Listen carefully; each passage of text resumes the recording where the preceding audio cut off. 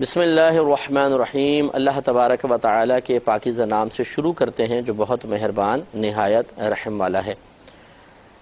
اللہ تعالیٰ کے فضل و کرم سے بخاری شریف کے درس کا سلسلہ جاری ہے، اور الحمدللہ جس استقامت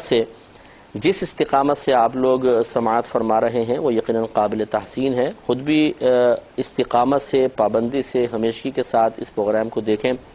دوسروں کو بھی اس کی ترغیب دیں تاکہ نبی کریم صلی اللہ علیہ وسلم کے کلام مبارکہ سے براہ راست ہم سب کو فیض حاصل کرنے کا موقع ملے، اور یہ فیض ہمارے گناہوں کا کفارہ، نیکیوں میں اضافے اور بلندی درجات کا سبب عظیم بنتا چلا جائے۔ پچھلے پروگرام میں ہم ایک نیا باب اسٹارٹ کر رہے تھے۔ امام بخاری رحمۃ اللہ علیہ نے ایک باب باندھا ہے کہ بابو ما یذکر فی المناولۃ و کتاب اہل العلم بالعلم الی البلدان، یعنی باب اس چیز کا جو ذکر کیا گیا ہے مناولت کے بارے میں، اور اہل علم کا دوسرے علم کی بات لکھنا مختلف شہروں کی طرف۔ مناولت کا مطلب یہ ہوتا ہے کہ کسی کا، ویسے اس کو لغوی معنی ہوتا ہے کسی کا کسی کو چیز دینا اور دوسرے کا اس چیز کو لینا، تو یہ باہم لینا دینا مناولت کہلاتا ہے۔ اور اصطلاحی طور پر بعض اوقات ایسا ہوتا ہے کہ ایک شیخ جو مطلب مثال کے طور پر حدیثیں ان کی اپنی ہیں، وہ بزرگ ہیں، صاحب علم ہیں، تو وہ بعض اوقات اپنے حدیثوں کا مجموعہ کسی اپنے شاگرد کو دے دیا کرتے تھے۔ اب اس میں یہ جو دینا ہے، انہوں نے کتابوں حدیثوں کا مجموعہ دیا اور شاگرد نے لیا، یہ ہے مناولت۔ اب یہ مناولت دو طرح کی ہوتی تھی، ایک مقرونہ بالاجازت کہلاتی تھی اور ایک غیر مقرونہ بالاجازت۔ مقرونہ بالاجازت کا مطلب یہ ہے کہ یہ لینا دینا اس اجازت کے ساتھ ہوتا تھا کہ شیخ اپنے شاگرد سے کہتا تھا کہ تم یہ جو میں حدیث کا مجموعہ تمہیں دے رہا ہوں، تم آگے اس کو روایت کر سکتے ہو، کسی کو بیان کر سکتے ہو۔ تو پھر اس شاگرد کے لیے جائز تھا کہ وہ اس کو حدثنا کے ساتھ بیان کر سکے۔ حدثنا کا مطلب ہم سے بیان کیا، پھر حدثنا آگے شیخ کا ذکر کرتا تھا، حدثنا شیخ فلاں، کہ فلاں ہمارے شیخ نے ہمیں بیان کیا۔ حالانکہ انہوں نے بھی بیان نہیں کیا، انہوں نے تو کتاب ایک مجموعہ دیا ہے حدیثوں کا، لیکن یہ جائز تھا شرعی اصطلاح کے اندر، یعنی یہ فنی اصطلاح کے اعتبار سے، کہ شاگرد یہ کہہ سکتا تھا کہ چونکہ حضرت نے مجھے ان حدیثوں کی روایت کرنے کی اجازت مرحمت فرما دی، اس لیے یہ مناولت لینا دینا مقرونہ بالاجازت ہے۔ اور بعض اوقات ایسا ہوتا تھا کہ شیخ نے نسخہ تو دے دیا، اپنا لکھا ہوا حدیثوں کا نسخہ دے دیا، لیکن وہ اجازت نہیں دیتے تھے کہ آپ اس کو آگے روایت کریں، تو یہ منع بھی نہیں کرتے تھے، تو وہ آگے روایت کر سکتے تھے شاگرد، لیکن وہ حدثنا کے ساتھ نہیں کرتے تھے۔ یہ ہے مناولت کا مفہوم۔ اور کتابت کا مفہوم یہ ہے کہ نبی کریم صلی اللہ علیہ وسلم جیسے رسائل وغیرہ لکھ کر مختلف امراء کو بھیجا کرتے تھے، اس میں دعوت اسلام ہوا کرتی تھی، اور ان کو اللہ تبارک و تعالیٰ کا خوف دلا کر، آخرت کے عذاب کی وعیدیں اور ڈر سنا کر اسلام کی طرف مائل کیا جاتا تھا۔ تو اس کا یہ باب امام بخاری رحمۃ اللہ علیہ نے قائم کیا ہے۔ اس کے تحت کچھ چھوٹی چھوٹی اقوال بھی لائے ہیں، لیکن میں ان کو نظر انداز کر کے براہ راست حدیث کی طرف آتا ہوں، اور یہ 64ویں حدیث ہے۔ اس حدیث کے راوی حضرت عبداللہ ابن عباس رضی اللہ تعالی عنہ ہیں۔ حضرت عتبہ بن مسعود رضی اللہ تعالی عنہ یہ کہتے ہیں کہ عبداللہ بن عباس رضی اللہ تعالی عنہ نے ان کو خبر دی تھی کہ بے شک نبی کریم صلی اللہ علیہ وسلم نے اپنے مکتوب کے ساتھ ایک شخص کو بھیجا اور اسے حکم فرمایا کہ یہ مکتوب عظیم البحرین کو دے دو، بحرین کا جو حاکم ہے اس کو دے دو۔ تو وہ گیا اور نبی کریم صلی اللہ علیہ وسلم کے قاصد گئے اور انہوں نے عظیم البحرین کو دے دیا۔ عظیم البحرین نے وہ مکتوب کسرا کو دے دیا۔ یہ فارس کے بادشاہ ہوتے تھے، یہ کسرا کہلاتے تھے، اور روم کے بادشاہ قیصر کہلاتے تھے۔ قیصر و کسرا آپ نے نام سنا ہوگا۔ تو یہ اس کو بھیج دیا۔ جب یہ کسرا کے پاس پہنچا تو اس نے نبی کریم صلی اللہ علیہ وسلم، اس نے کہا کہ پڑھو، اس کو پڑھا گیا، تو اس نے نبی کریم صلی اللہ علیہ وسلم کے مکتوب مبارکہ کو پھاڑ دیا، ٹکڑے ٹکڑے کروا دیا۔ تو جب نبی کریم صلی اللہ علیہ وسلم کو اس کی اطلاع ملی تو آپ نے اس کے لیے دعائے ضرر فرمائی، اور ارشاد فرمایا کہ سرکار نے اس پہ دعا کرتے ہوئے ارشاد فرمایا کہ ہلاک ہو جائے، ٹکڑے ٹکڑے ہو جائے ہر وہ شخص جو ٹکڑے ٹکڑے کرنے والا ہے، مکمل طور پہ ٹکڑے ٹکڑے ہو جائے. یعنی اس نے مکتوب کے ٹکڑے کیے، نبی کریم صلی اللہ علیہ وسلم نے اس کے لیے دعائے ضرر فرمائی، اس کے خلاف دعا فرمائی کہ جس نے ہمارے مکتوب کے ٹکڑے ٹکڑے کیے اللہ تبارک و تعالیٰ اس کے ٹکڑے ٹکڑے کر دے اور مکمل ٹکڑے ٹکڑے کر دے. اور یہ کچھ ہی عرصے بعد اس دعا کا پھر جو قبولیت کے آثار تھے وہ ظاہر ہو گئے کہ کسرا کے بیٹے نے اس کے خلاف بغاوت کی اور باپ کو قتل کر کے حاکم بنا، اور کچھ عرصے بعد ہی لیکن وہ سنبھال نہ سکا اور یہ سلطنت ٹکڑے ٹکڑے ہو کر ختم ہو گئی. تو اس سے کم از کم دیکھیں یہ بات پتہ چلی کہ نبی کریم صلی اللہ علیہ وسلم نے تبلیغ دین مختلف انداز سے فرمائی. کبھی تو آپ اپنے عمل سے تبلیغ فرماتے رہے، جیسے کہ اعلان نبوت سے پہلے 40 سال تک آپ نے اپنا عمل کر کے دکھایا اور اچھے عمل کو کر کے دوسروں کو اس عمل کے اختیار کرنے کی طرف مائل فرماتے رہے. اس کے بعد پھر آپ نے اعلان نبوت فرمایا تو زبان سے بھی باقاعدہ تبلیغ کا آغاز فرما دیا. اور تیسرا آپ کا بہت بڑا طریقہ جو تبلیغ دین کا تھا وہ مکتوبات تھے جو مختلف بادشاہوں کی طرف آپ بھیجا کرتے تھے. پہلی بات تو یہ کہ ہمیں بھی چاہیے کہ ان طریقوں کو اپنائیں.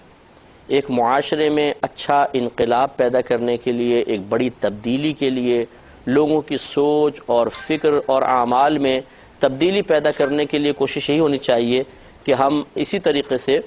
تینوں انداز تبلیغ کو اختیار کریں. ایک اپنے عمل کو بہت اچھا اور بہتر کر کے لوگوں کے سامنے پیش کریں، دوسرا زبان سے تبلیغ کریں، اور تیسرا مکتوبات کے ذریعے. اب چونکہ تھوڑا سا ایڈوانس ہو گیا ہے معاملہ تو بہرحال عمل تو ہوگا ہی ہوگا، زبان سے بھی تبلیغ ہوگی، لیکن اب چونکہ خط لکھنے کا رواج بہت ہی کم ہو گیا ہے تو اب جدید ٹیکنالوجی سے فائدہ اٹھانا چاہیے. چنانچہ یہ میسیجز کے ذریعے تبلیغ دین کرنا، اسی طرح انٹرنیٹ ایک بہترین تبلیغ دین کا ذریعہ بن چکا ہے. اسی طرح چینلز جو ہیں جیسے اب ہم آپ کے سامنے بیٹھے ہوئے ہیں، بلا مبالغہ ہزاروں نہیں بلکہ لاکھوں نہیں بلکہ کروڑوں لوگ اس وقت ہمارے پروگرام کو دیکھ رہے ہوں گے. کروڑوں نہیں تو لاکھوں تو دیکھ ہی رہے ہوں گے انشاءاللہ. تو لاکھوں لوگوں تک ایک ساتھ تبلیغ دین، اللہ تعالیٰ کا پیغام پہنچ رہا ہے، اس کے رسول کا پیغام پہنچ رہا ہے، ایک ساتھ لاکھوں لوگوں کو تبلیغ کی جا رہی ہے. تو ان سے فائدہ اٹھانا چاہیے. تو نبی کریم صلی اللہ علیہ وسلم نے جب ہر طریقے سے ان چیزوں کو یعنی تبلیغ دین کو کے مختلف طریقے اپنا کر اللہ تعالیٰ کے پیغام کو لوگوں تک پہنچایا تو اللہ تعالیٰ نے چونکہ قرآن عظیم میں ارشاد فرمایا کہ لقد کان لکم فی رسول اللہ اسوۃ حسنہ، کہ ضرور ان نبی کریم صلی اللہ علیہ وسلم کی حیات طیبہ میں تمہارے لیے بہترین عملی نمونہ ہے، یا آپ کی ذات میں ہم تمہارے لیے بہترین عملی نمونہ ہے. تو ہمیں چاہیے کہ ان چیزوں کو اپنائیں، اپنے عمل کو اچھا کریں تاکہ لوگ ہمارے عمل کو دیکھ کر چیز کو سیکھیں. اب عمل دو طرح کا ہوتا ہے، اچھا عمل بھی ہوتا ہے، برا عمل بھی ہوتا ہے. انسان کو خود غور کرنا چاہیے کہ میں کیسی مثال قائم کر رہا ہوں، اپنے عمل کے ذریعے اچھی مثال قائم کر رہا ہوں یا بری مثال قائم کر رہا ہوں. اپنے عمل سے میں کسی کو گناہ کی ترغیب دے کر گناہ پہ دلیر اور جری کر رہا ہوں،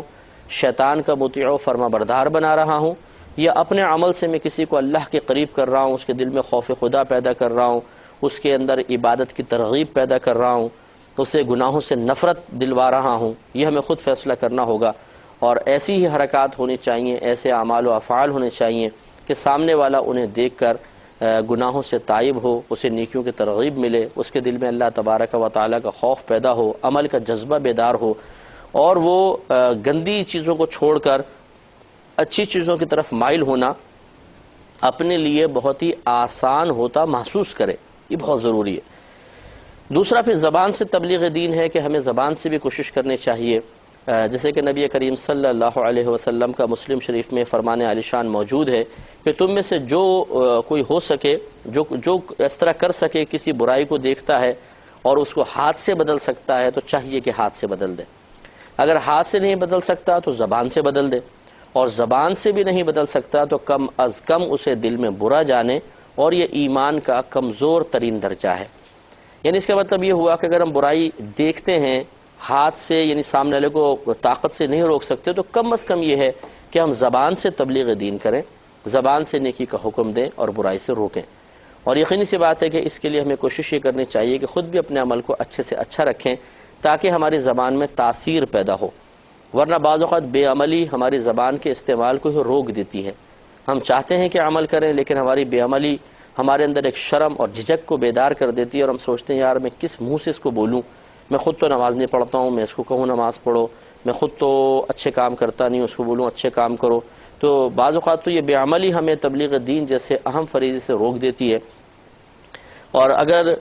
بالفرض بے عملی ہے بھی تو بہرحال حدیث میں تو یہی ہے کہ چاہے تم نیکی کا حکم کرو، چاہے مکمل طور پہ نیک نہ بن سکو، اور تم برائی سے روکو، چاہے مکمل طور پہ برائی سے نہ بچ سکو. تو یہ ہونا تو چاہیے کہ ہم کریں، لیکن بہرحال اگر اچھے اعمال ہوں تو پھر ایک زبان میں اور ہی تاثیر ہوتی ہے اور اس کی بہترین برکات ہمارے سامنے ظاہر ہوتی ہیں. تو یہ زبان سے تبلیغ دین کو بھی ہمیں اختیار کرنا چاہیے.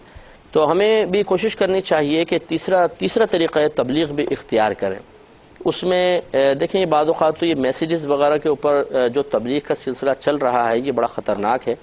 اس میں ایسا نہیں ہونا چاہیے کہ جو کچھ آپ کے پاس آیا آپ نے بغیر تصدیق کیے آگے بھیج دیا.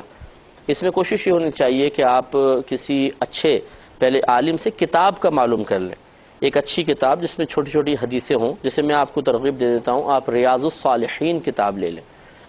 یا علامہ نووی صاحب رحمۃ اللہ علیہ کی کتاب ہے، بس ریاض الصالحین کہیں گے، بڑی معروف کتاب ہے. اس میں آپ نے مختلف حدیثیں جمع کی ہیں جن کا تعلق عمل سے ہے، اور اس کے تراجم عام آپ کو مل ہی جائیں گے. کسی بھی آپ دینی مکتبے پہ جا کے ریاض الصالحین کہیے کہ آپ کو ملے گی.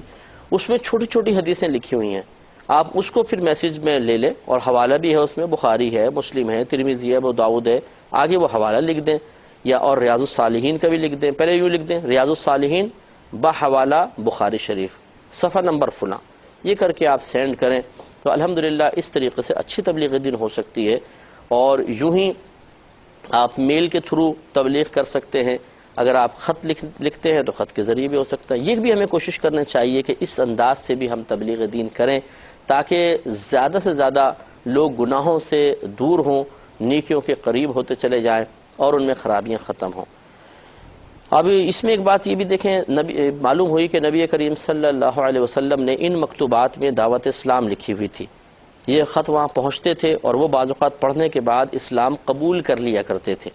گویا کہ نبی کریم صلی اللہ علیہ وسلم کی غائبانہ بیعت کر لیا کرتے تھے. جس سے فقہا نے یہ مسئلہ نکالا ہے کہ اگر کوئی کسی کو اپنی ارادت میں داخل کرنا چاہتا ہے، یعنی اس کو بیعت کرنا چاہتا ہے، اپنا مرید بنانا چاہتا ہے، تو یہ ضروری نہیں ہے کہ وہ ہاتھ میں ہاتھ لے کر مرید بنائے، یا چادر پکڑا کے مرید کروائے، یا سامنے موجود ہو تبھی ایسا کرے، بلکہ دور رہتے ہوئے بھی ایک شخص کسی کا مرید بن سکتا ہے، اور پیر صاحب جو ہیں اس کو بیعت کروا سکتے ہیں. جیسے کہ نبی کریم صلی اللہ علیہ وسلم نے تبلیغ دین کے خط لکھے تو یہ لوگ بیعت اسلام کیا کرتے تھے اس مکتوب کو پڑھ کر. اور یہی اصل ہے بیعت کی کہ نبی کریم صلی اللہ علیہ وسلم نے بیعت اسلام بھی فرمائی ہے، اور اس کے علاوہ اور وعدے لیے ہیں مختلف گناہوں سے بچنے کے سلسلے میں. تو اب یہ جو مکتوب وہاں پہنچ رہا ہے، اب وہ شخص جو اس کو قبول کر رہا ہے وہ نہ سرکار کے سامنے ہیں صلی اللہ علیہ وسلم، نہ آپ کے ہاتھ میں ہاتھ دیے ہوئے، نہ چادر پکڑے ہوئے ہے، اور وہ اسلام قبول کر رہا ہے. تو اس کا مطلب یہ ہوا، اس سے نتیجہ نکلتا ہے کہ بیعت کرنے کے لیے سامنے ہونا ضروری نہیں ہے، نہ ہاتھ میں ہاتھ لینا ضروری ہے. لہذا جو مشائخ، جو پیر حضرات دور دراز جیسے میڈیا کے اوپر بالفرض وہ مرید بنا رہے ہیں،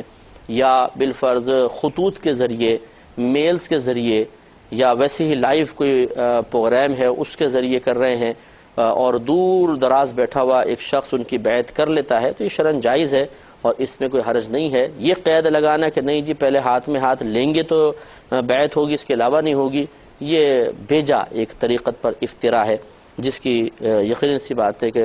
مسائل طریقت میں کوئی گنجائش نہیں ہے. دوسرا دیکھیں، نبی کریم صلی اللہ علیہ وسلم نے ان کو مکتوب بھیجا تو کسرا نے بدتمیزی کی اور اس نے اس خط کو چاق کر دیا. تو نبی کریم صلی اللہ علیہ وسلم نے اس کے لیے دعائے ضرر کی. میں نے اس کو دعائے ضرر لکھا، بڑے بڑے ہمارے اکابرین نے جو محتاط ہیں دعائے ضرر ہی لکھا ہے، بد دعا نہیں لکھا. نبی کریم صلی اللہ علیہ وسلم کے لیے لفظ بد کا استعمال مناسب نہیں. آپ کی تو ہر دعا میں خیر ہی خیر ہے. آپ کی یعنی بد مانے بری، بد دعا مانے بری دعا. تو نبی کریم صلی اللہ علیہ وسلم کی کوئی چیز بری نہیں ہے، اس لیے آپ کی دعا کی طرف بری کی نسبت کرنا بھی مناسب نہیں ہے. ہاں دعائے ضرر آپ کہہ سکتے ہیں، یعنی ایسی دعا جو کسی کے لیے مطلب اس میں ضرر کا پہلو پوشیدہ ہو، جیسے کسرہ کے لیے تھا. اس سے ضرور پتہ چلا کہ کسی کے لیے جو واقعی دعائے ضرر کا مستحق ہو اس کے لیے دعائے ضرر کرنا یہ رحمت کے منافی نہیں ہے۔ ہمارے نبی کریم رحمت کے خلاف نہیں ہے، ہمارے نبی کریم صلی اللہ علیہ وسلم رحمت للعالمین ہے اور اخلاق حسنہ کے اعلیٰ مقام پر فائز ہیں، لیکن جب اللہ تبارک و تعالی کا حکم ہوا تو آپ نے کسی کے لیے دعائے ضرر بھی کی ہے، جیسے کہ کسرہ کے لیے کی اور وہ ہلاک ہو گیا۔ تو اس کا مطلب کوئی یہ نہیں کہہ سکتا کہ معاذ اللہ ثم معاذ اللہ نبی کریم صلی اللہ علیہ وسلم میں رحمت کی کمی تھی، اس کی بنا پر ایسا ہوا، ایسا تو ہو ہی نہیں سکتا، وہ تو رحمت للعالمین ہے، قرآن گواہی دے رہا ہے۔ اس کا مطلب یہ ہوا کہ دعائے ضرر دینا انسان کی شفقت اور محبت اور رحمت کے منافی نہیں ہے۔ لہٰذا اگر کوئی عام شخص ہیں، کوئی بزرگ ہیں، کوئی عالم ہیں، کوئی مفتی ہیں، وہ ان کو کسی شخص نے تنگ کیا اور دین کے نقصان کا سبب بنا اور وہ ان کے لیے دعائے ضرر کرنے لگیں، تو ہمیں حق نہیں ہے کہ ہم یہ کہیں کہ لو جی ہمارے نبی کریم صلی اللہ علیہ وسلم نے تو کفار نے اتنا تنگ کیا لیکن سرکار نے کبھی ان کے لیے دعا ضرر نہیں فرمائی اور آپ بد دعائیں دے رہے ہیں، یہ تو غلط کر رہے ہیں آپ، بالکل غلط۔ یہ شخص کہنے والا غلط ہے اس لیے کہ اس کو پتہ ہی نہیں ہے کہ نبی کریم صلی اللہ علیہ وسلم نے اور بھی کئی مقامات پر دعائے ضرر فرمائی ہے، لیکن اللہ تبارک و تعالیٰ کے حکم سے اور اسی شخص کے لیے جو واقعی اس دعائے ضرر کا مستحق تھا، جیسے کہ کسرہ تھا۔ تو اس سے معلوم ہوا کہ صحیح موقع پر صحیح مناسبت کے ساتھ اگر واقعی کوئی شخص ایسا ہے کہ جو